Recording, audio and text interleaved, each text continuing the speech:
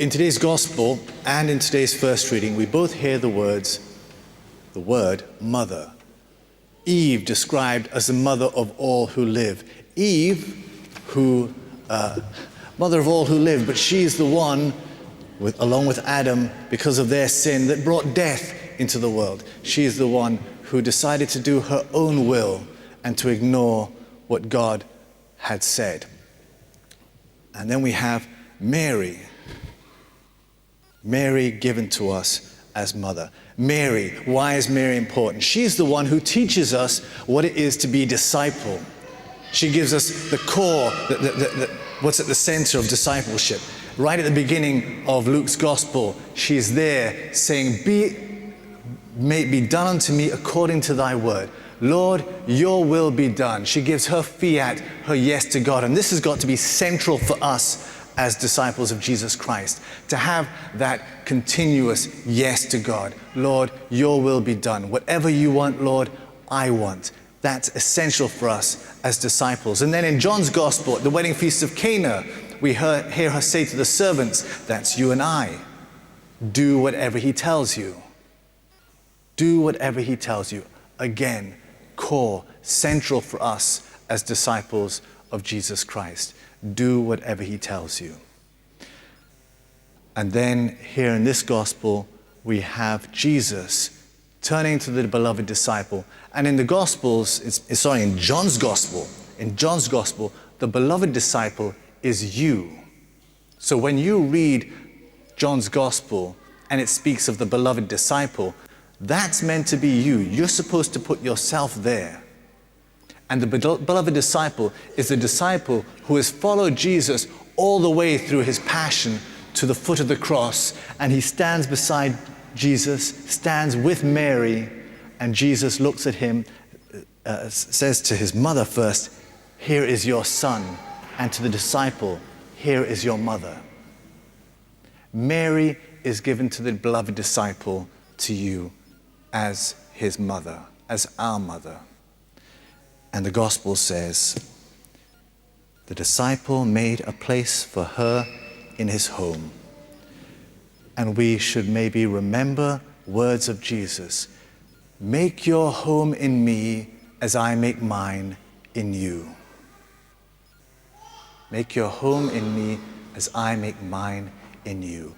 And in that home, Jesus says, the scripture says, the disciple made room for Mary in his home, where Jesus is.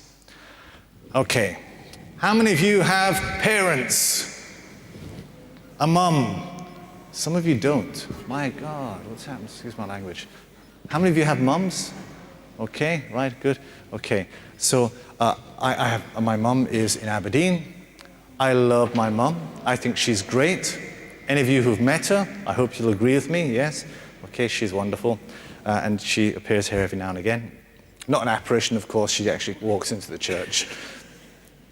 But imagine this. Imagine you're at home, your mum's in the home, and your friend comes to visit you.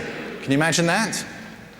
And you're having a good chat, and your mum's there, and your friend completely and utterly blanks your mum. Refuses to speak to her. Refuses even to look at her. How would you feel? How would you be? I'd be offended. You're coming into my home and you're ignoring my mother? In fact, you're purposely blanking her in my home, and you come to visit me and this is what you're doing? I would be offended. In fact, I'll tell you to leave. If you're going to treat my mother that way, out. I'm not having any of that sort of behavior in my home, especially to my mum. I love my mum. And if you want to treat her with respect, if you want to honor her as my mum, then you can leave. Jesus loved his mum perfectly.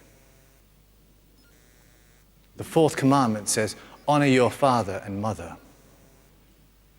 He honored her perfectly.